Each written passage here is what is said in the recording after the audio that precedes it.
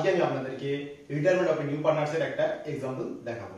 ওকে, আগের এপিসোডে আমি আপনাদেরকে একটা ফর্মুলা দেখিয়েছিলাম রিটায়ারমেন্ট অফ ওল্ড পার্টনার্স এর। তা ওটা ডেসক্রিপশনে লিংক দেওয়া থাকবে, আপনারা দেখে নেবেন একটু।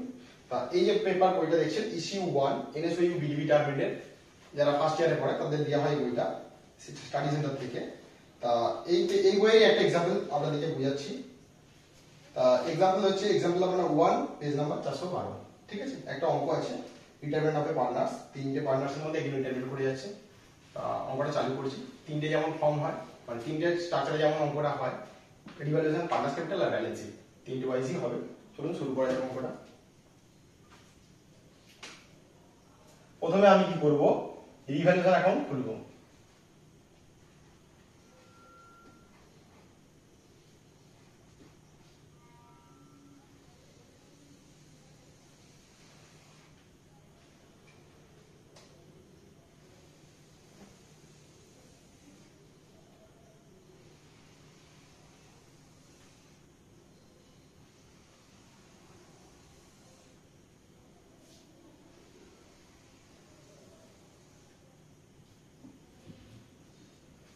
যেমন ডেবিট ক্রেডিট হয় তেমন ভাবে লিখব, যেমন লেজার আমরা করি।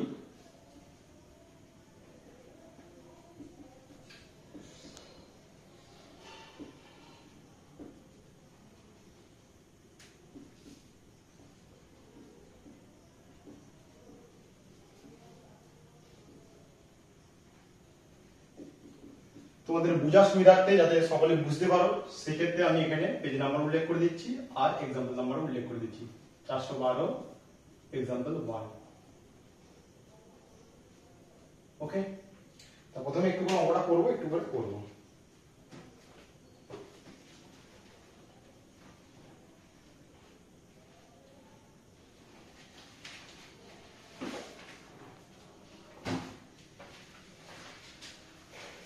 তো এখানে কি বলছে না, যোগেন, বোঝেন আর খগেন 3:2:1 অনুপাতে একটি অংশীদার করে অংশীদার হন। তা 31 মার্চ 1998 সালে তাদের একটা ব্যবসার ব্যালেন্স শিট নিচে দেওয়া আছে। তা ব্যালেন্স শিটে কি কি উল্লেখ করেছে, ক্যাপিটাল যোগেন 1,60,000, বোঝেন 1,20,000 আর খগেন 1,00,000 টাকা। টোটাল তিনটে মিলিয়ে 3,80,000 হচ্ছে। আর জেনারেল রিজার্ভ আছে 48,000, সান্ডি ক্রেডিটর্স আছে 96,000। টোটাল আমার লায়াবিলিটিস দিকে আছে 5,24,000। ওকে, এরপর অ্যাসেটস দিকে আছে building 1,80,000, plant and machinery 1,72,000, stock in trade 1,00,000 টাকা, ডেটর্স 64,000 টাকা, প্রভিশন ফর ব্যাড ডেট ছিল 2,000, এটা বাদ দিয়ে হয়েছে 62,000, আর ব্যাংক 10,000। ঠিক আছে, এদিকেও ব্যালেন্স শিট 5,40,000। এরপর কি বলছে, বোঝেন ওই তারিখে অবসর গ্রহণ করলো, মানে 31 মার্চ। নিম্নলিখিত শর্ত, কিছু শর্ত, ঠিক আছে, অ্যাডজাস্টমেন্ট দিচ্ছে। প্রথমে কি বলছে, ব্যবসায় সুনামের মূল্য ধার্য করা হলো 72,000 টাকা। আমরা এখন এটা করবো না, আমরা প্রথমে প্ল্যান্ট এন্ড মেশিনারির উপর কাজ করবো। এখানে বলেছে কি, যন্ত্রপাতির মূল্য প্ল্যান্ট এন্ড মেশিনারির উপর 10% হারে অবচয় ধার্য করা হলো। অবচয় করছে মানে সম্পত্তিটা মূল্য কমে যাচ্ছে। ওকে, তাহলে টু প্ল্যান্ট, আমরা বলেছি সম্পত্তির মূল্য কমে গেলে রিভ্যালুয়েশনে ডেবিট দিকে লিখবো সম্পত্তিটার নাম। To plant and machinery account বলে ডেফিনিশন এখানে আপনাদের বোঝার সুবিধার্থে আমি এখানে করে দিচ্ছি। 1,72,000 ছিল আমার টোটাল, তার 10%। ওকে, তাহলে 17,200। ওকে, এরপর কি বলছে, মজুদ পণ্য মানে স্টকের মূল্য 20% হারে বেড়ে গেছে। তাহলে আমরা কি করব, সম্পত্তি যেহেতু তার মূল্য বেড়ে গেছে তাহলে ক্রেডিট দিতে হবে। বাই স্টক কত পার্সেন্ট না 20% না। স্টক আমার এখানে স্টকিং রেট কত ছিল, 1,00,000 টাকা। ওকে, তার 20% মানে সামথিং ধরো 20,000। এরপর কি বলছে না, বিল্ডিং এর মূল্য 10% হারে বেড়েছে। তাহলে বাড়ির মূল্য, তাহলে বাই বিল্ডিং বলে লিখবো, অ্যাসেট যেহেতু।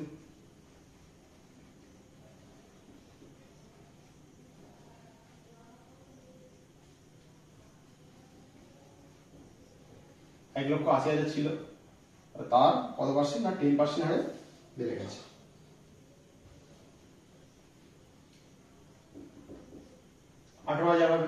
সামথিং।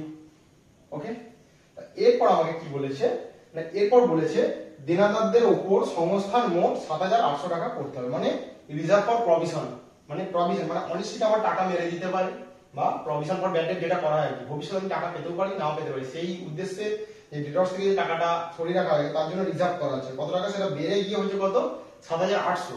আমি ব্যালেন্স শিটে দেখবো এখানে আমার ডেটর্স থেকে less provision for bad date বলে ২০০০ টাকা হয়েছিল, তাহলে এখন সেটা বেড়ে গিয়ে কত হয়েছে ৭৮০০ টাকা। তাহলে কত টাকা বেড়েছে না ৫৮০০ টাকা বেড়েছে।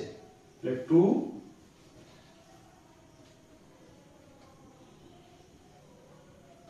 Reserve for bad date.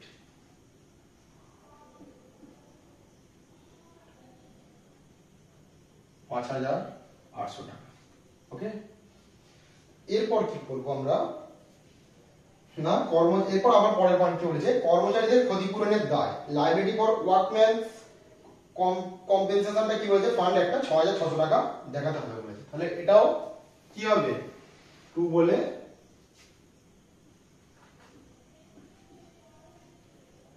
Workman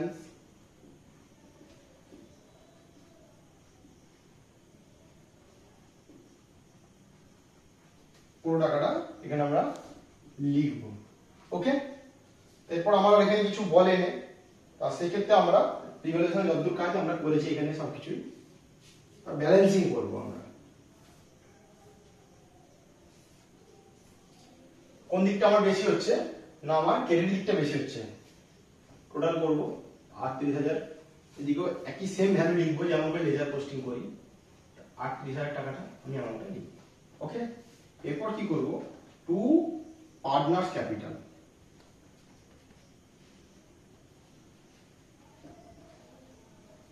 যেহেতু আমার ক্রেডিট দিকটা যে বেশি হচ্ছে ডেবিট দিক শর্ট করছে, তাই ডেবিট দিকে টু পার্টনার্স, যদি এদিকটা মানে ডেবিট দিকটা যদি বেশি হতো ক্রেডিট দিকটা যদি কম পড়তো সেক্ষেত্রে আমি ক্রেডিট দিকে বাই পার্টনার্স ক্যাপিটাল লিখতাম। তিনটে পার্টনারশিপ সমাহারে পাবে এখানে যেটা বলেছে, তা আমি এখানে শর্টে লিখে বড় করে লিখে দিয়েছি। শর্ট ফর্মে লিখলে টাইমটা একটু কম হতো।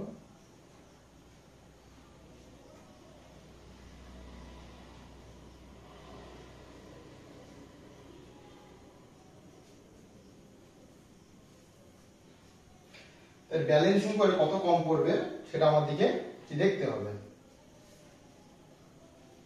ক্যালকুলেশন করলে দাঁড়াবে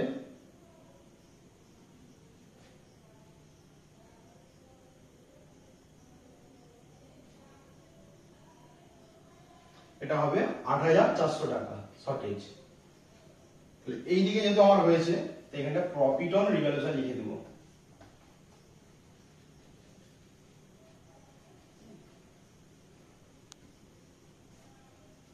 তাহলে ৮,৪০০ টাকা প্রত্যেকটা ঘরে লিখবো। এইখানে যদি আমরা ভাগ করে দিই তাহলে আমাদের পার্টনার্স ক্যাপিটালের কাজটা আরো কমে যাবে, আমাদের কম কাজ করতে হবে। 3:2:1 ছিল, তাহলে 3/6, 2/6 আর 1/6, তিনটে ভাগ হয়ে যাবে। ওকে, তাহলে এইটা ভাগ করলে হবে আমার ১,৪০০, এর ডবল তাহলে ২,৮০০, আর এটা ৪,২০০। ওকে, কারণ আমার ৬ দিয়ে ভাগ করলে ১,৪০০ হয়, ঠিক আছে, ৬-১৪-৮৪, তার ডবল করছি ২ দিয়ে ২৮, ২,৮০০, তারপর তার ৩ দিয়ে গুণ করলে সেটাকে হয় আমার ৪,২০০, টোটাল আমার তাহলে ৮,৪০০ হচ্ছে। এইটা এই যে পার্টনার্স ক্যাপিটালটা বেরোলো, টু পার্টনার্স ক্যাপিটাল বলে প্রফিটটা বেরোলো, এটা সঙ্গে সঙ্গে আমরা পার্টনার্স ক্যাপিটাল এখন যখন খুলবো সেক্ষেত্রে তার ক্রেডিট দিকে বাই রিভ্যালুয়েশন অ্যাকাউন্ট নামে লিখবো, যেমন লেজার করি সেম ভাবে হবে, আর প্রফিট বলে তাই ক্রেডিট দিকে হবে। আর যদি লস হতো সেক্ষেত্রে সেটা ডেবিট দিকে বসতো। ওকে, এটা একটু পজ করে একটু টুকে নেবেন, আমি পার্টনার্স ক্যাপিটালটা শুরু করছি।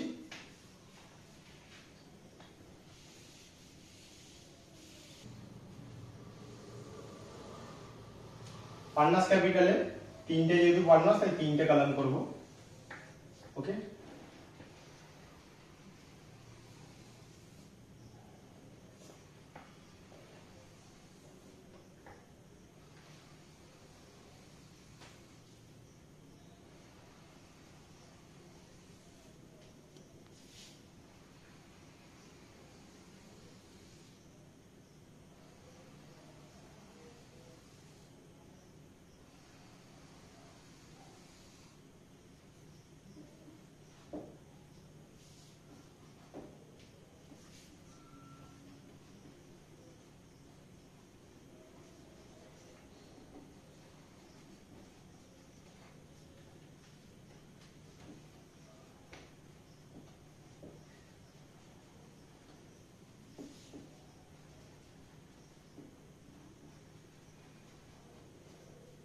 তিনটে পার্টনার্সের নাম যোগেন, ব্রোজেন আর হচ্ছে খগেন।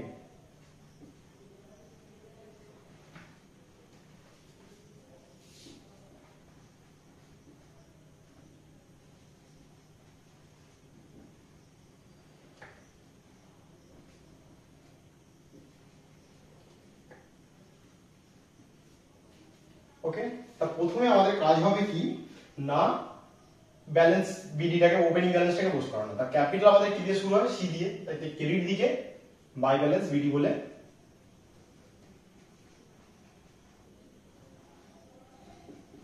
ওপেনিং ব্যালেন্সটা লিখবো। তা ব্যালেন্সের যে ওপেনিং ব্যালেন্স আছে সেটাই আমরা লিখবো 1,60,000, এর 1,20,000 আর এর 1,00,000 টাকা। এর পরবর্তী কাজ হবে না রিভ্যালুয়েশনে যে প্রফিট ছিল সঙ্গে সঙ্গে এদিকে চলে আসবে বাই এই রিভ্যালুয়েশন অ্যাকাউন্ট। রিভ্যালুয়েশনে প্রফিট কত কত ছিল না প্রফিট ছিল আমার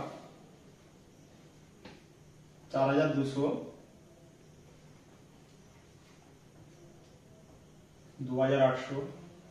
অ্যামাউন্টটা প্রত্যেকটা সোজাসুজি লিখলে আপনাদেরই হিসাব করতে সুবিধা হবে। এরপর আমরা কি করব না এরপর আমাদের যে গুডউইলটা যে ছিল সেই গুডউইলটা ভাগ করে দেবো। এখানে যে বলেছে 1 নম্বর পয়েন্টে ব্যবসায়ের সুনামের মূল্য ধার্য করা হলো 72,000 টাকা, মানে বাই গুডউইল।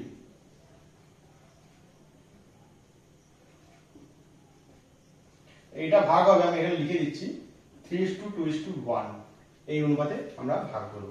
ওকে, 6 দিয়ে ভাগ করলে গুডউইলটা দাঁড়াবে তোমার ধরো 12,000। 72,000 যেহেতু 72,000 কে আমরা যদি 3:2:1 তাহলে 1-6, 2-6, 3-6 তাহলে 1-6 তাহলে 12,000 হচ্ছে। তারই ডবল করে দেবো আমরা, তাহলে 24,000 আর এ 36,000 পাবে। ওকে, বাই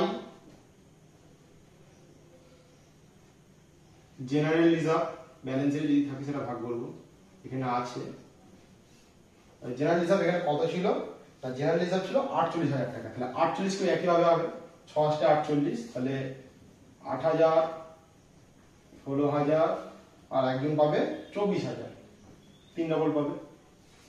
এই অনুপাতে 3:2:1 অনুপাতটা দিয়ে দিলাম বোঝার সুবিধার্থে আপনাদের। ওকে, এর পরবর্তী কাজ হবে কি না ব্যালেন্সিং করা। আর একটা জিনিস এখানে পয়েন্টে দেখবো আমরা কি বলেছে, এবার সিডিবিডি করা হবে। আগে আমরা ব্যালেন্সিং করব।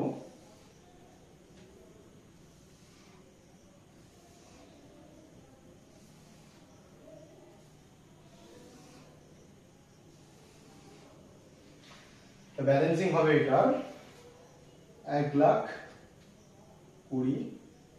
1,21,400, 1,21,400।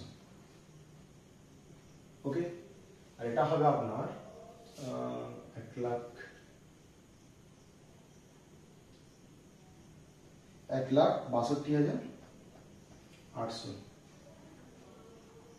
আর এটা হবে আপনার 2,24,200। ওকে, সেম ভ্যালুয়েশনটা অ্যামাউন্টটা এদিকে লিখব।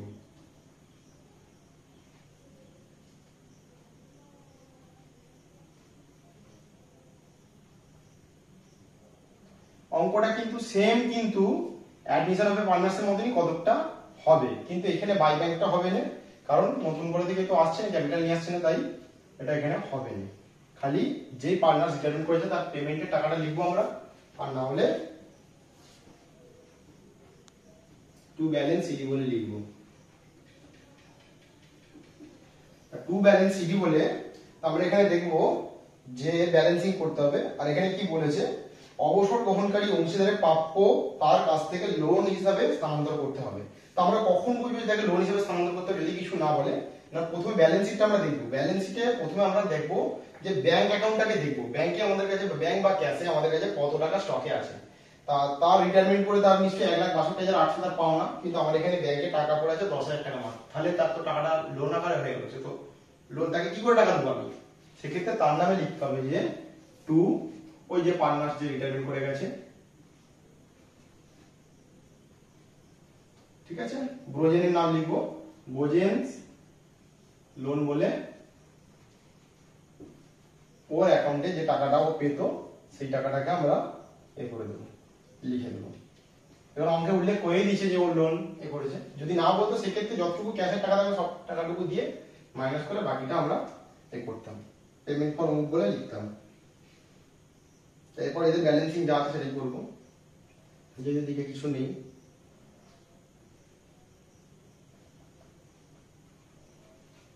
ওকে, এটা হলো আমাদের পার্টনার্স ক্যাপিটাল অ্যাকাউন্ট।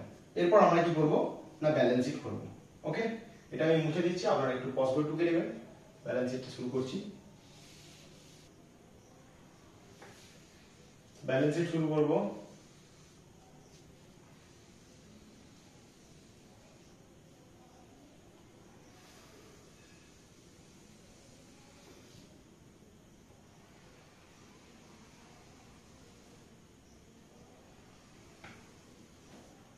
ব্যালেন্স শিটে যেমন দুটো কলম করি, একটা ইনার কলম একটা আউটার কলম, অনেকে ডিটেইলস অ্যামাউন্ট লিখে, আমি এই ক্ষেত্রে শুধু খালি দুটো অ্যামাউন্টের ঘরই করব।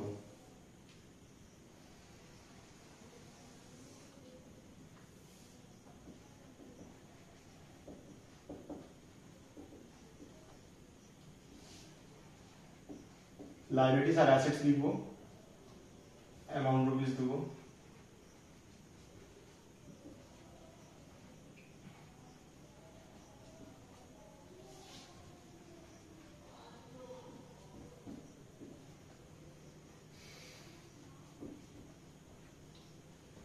এখানে আমরা লিখবো ব্যালেন্স শিট বলে লিখবো,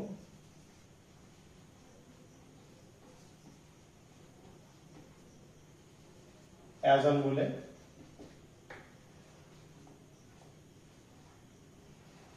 যা ডেট দেওয়া ছিল সেই ডেটটা দেবো, 1998 ডেটটা দেবো।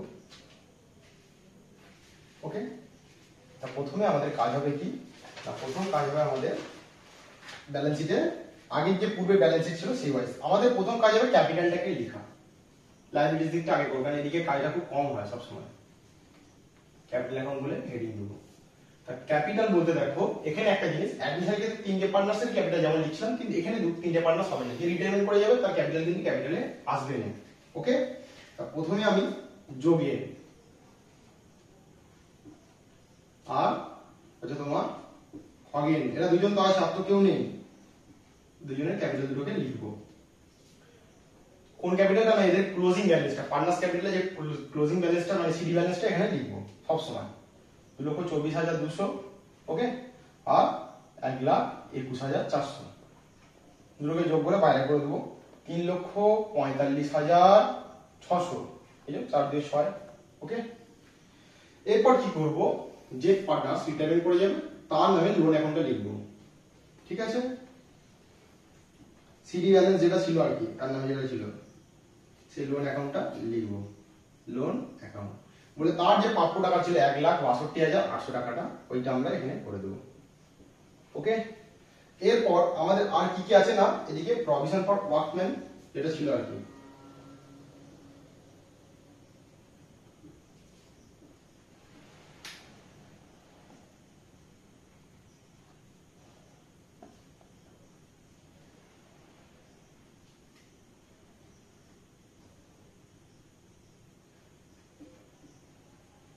কম্পেনসেশন ফান্ড ছিল যেটা 6,600 টাকাটা ফাইনাল কলামে করে দেবো। ওকে, আর সানডি ক্রেডিটর্স করে দেবো। ব্যালেন্স শিটে যেটা ছিল সেটাই লিখবো, কারণ সানডি ক্রেডিটর্সে কোনো পরিবর্তন হয় না। 96,000 টাকাটা পুরো এখানে লিখে দেবো। এদিকে এখন ব্যালেন্সিং করবো না, তারপর অ্যাসেটস দিকে চলে যাবো।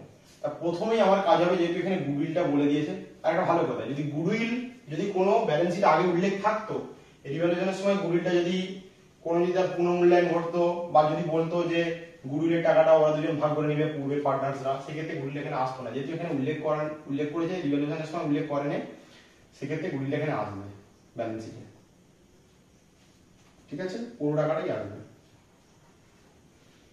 বিল্ডিং প্রথমে অ্যাসেট যেটা ছিল, বিল্ডিং আমার আগের ভ্যালু ছিল 1,80,000 টাকা, ইনার কলমে লিখবো। বিল্ডিং এর দাম বেড়ে গেছে, তাহলে অ্যাড ইনক্রিজ।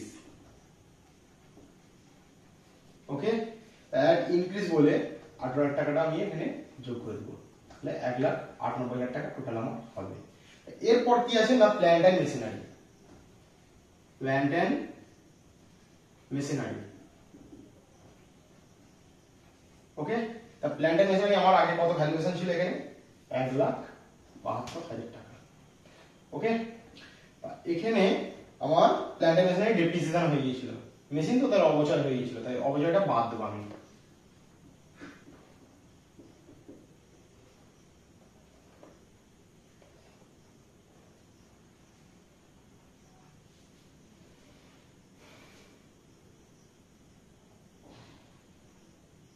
কত টাকা ছিল না 17,200 টাকা টোটাল আমি বাদ দেবো, বাদ দিলে হবে 1,54,800 টাকা, ওকে। আমার স্টক যেটা ছিল সেটা স্টকটা আমি কমাবার হয়েছে কিনা সেটা দেখবো। স্টক এখানে ভ্যালু ছিল 1,00,000 টাকা, স্টকের 20% নেমে গিয়েছিল, কমে গিয়েছিল, সেক্ষেত্রে আমরা বেড়ে গিয়েছিল অ্যাড ইনক্রিজ বলে লিখবো। অ্যাপ্রিসিয়েটেড লিখতে পারি আমি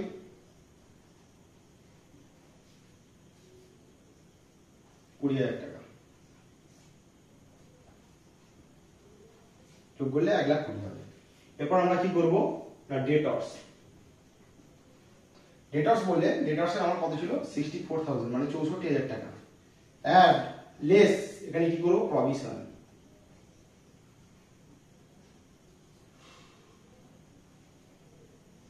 provision for bad debt, okay. তা আমার এখানে একটা কাজ আছে, আগে ব্যাড ডেটটা আমার কত ছিল 2,000 ছিল, এখন নতুন করে ব্যাড ডেট কত হয়েছে না 5,800 টাকা, তাহলে দুটো যোগ করে হচ্ছে আমার 7,800 টাকা, এইটা এখান থেকে বাদ দিলে হবে 56,200 টাকা, ওকে। তার ক্যাশ অ্যাট ব্যাংক